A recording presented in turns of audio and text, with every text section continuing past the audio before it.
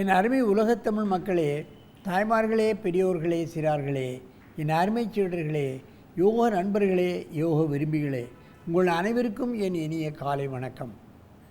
கலைஞர் தொலைக்காட்சி நிகழ்ச்சியில் நலமுடன் வாழ என்னும் பிரிவில் யோகாசனத்திற்கு அதிக முக்கியத்துவம் தரப்படுவதை நீங்கள் அறிவீர்கள்.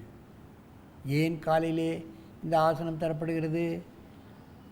காலையிலே தான் நாம் எழுந்து நல்ல காரியங்களை செய்கிறோம், விசேஷங்களை செய்கிறோம். ஆகவே தான் இந்த நல்ல காரியமும் யோகாசனம் என்பது. ஏன் யோகாசனம் என்று பெயர் கொடுத்தார்கள்? எல்லா யோகமும் அவர்களுக்கு கெட்டிவிடும், ஆரோக்கியம் கெட்டிவிடும், நல்ல படிப்பு கெட்டிவிடும், நல்ல உத்தியோகம் கெட்டிவிடும், வாழ்க்கையிலே அவர்கள் வெற்றி பெறுவார்கள் என்பதை நீங்கள் தெரிந்து கொள்ள வேண்டும். யோகாசனம் செய்கிறவர்கள் நிச்சயமாக அவர் வாழ்க்கையில் தனி மனிதனாகத்தான் இருப்பார்கள். மற்றவர்களுக்கு இவர்கள் ஈடு செய்ய முடியாத அளவுக்கு இவருடைய நடவடிக்கைகள், இவருடைய பேச்சுக்கள், இவருடைய படிப்புகள் எல்லாமே மாறிவிடும். அதைத்தான் நாம் கவனிக்க வேண்டும். அந்த நிலையில் நமது பாருங்கள், நமது அரங்கிற்கு கடலூர் மாவட்டம் பெண்ணடத்திலிருந்து ஜெயசக்தி பள்ளியிலிருந்து வந்திருக்கிறார்கள் மாணவர்கள். அங்கே அதனுடைய தாளாளர் கௌரியா சுப்பிரமணியம் தனியாக இதற்காக யோகாவில் கலைமாமணி பட்டம் பெற்ற அன்பு செல்வியை அமர்த்தி மாணவர்கள் எல்லோருக்கும் இந்த யோக கல்வியை கற்றுக் கொடுத்து கொண்டிருக்கிறார்கள்.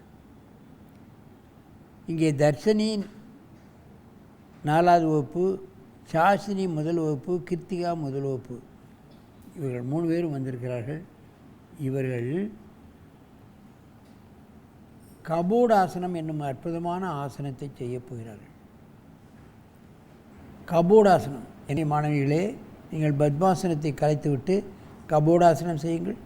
கபோடாசனம் என்று சொன்னால் மருந்து பெட்டி ஆசனம்.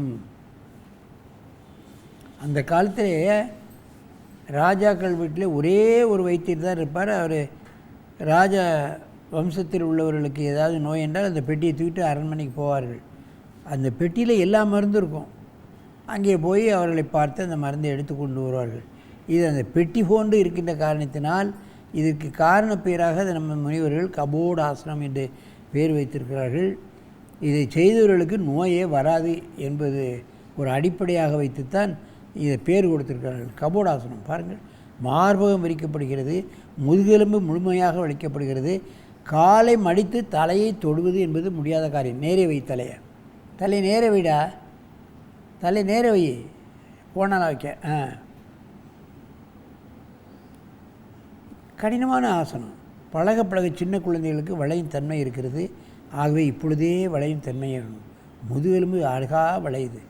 முதுகெலும்பை விளைக்க நமக்கு இளமை மேலிடும், வாலிபம் தள்ளி போடப்படும், கிரட்டுத்தன்மையே வராது. மெதுவாக இந்த ஆசனத்தை கலையுங்கள். அப்படியே கிளப்போடு, அப்படியே குப்புறப்பாடு, நீண்ட படுறா, குப்புற தலையை வச்சு பாடு, நீண்ட மூச்சு வாங்கு. மீண்டும் ஒரு முறை செய். தலை தொற்றணும். கபோடாசனம்.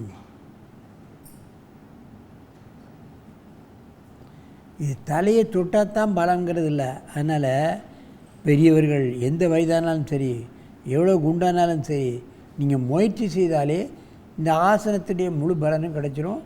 நாள் ஆக ஆக நீங்களும் தலையை கால் கொண்டு தொடலாம். தலையை திருப்பாத, மெதுவாக இந்த ஆசனத்தை கலையுங்கள்.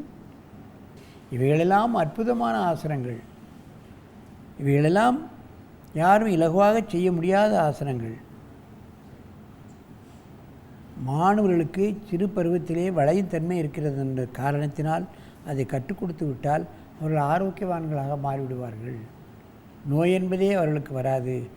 டாக்டர்களிடம் செல்ல வேண்டிய அவசியம் இல்லாது. மருத்துவத்திற்கு அதிகமான பணச்செலவு நமக்கு ஏற்படாது என்பதை நீங்கள் தெரிந்து கொள்ள வேண்டும். சிறு குழந்தைகளுக்குத்தான் நாம் நிறைய, அவர்களுக்கு நோய் எதிர்ப்பு சக்தி கம்மியாக இருக்கின்ற காரணத்தினால் நிறைய நோய்கள் வரும், நிறைய மருந்து செலவு வரும்.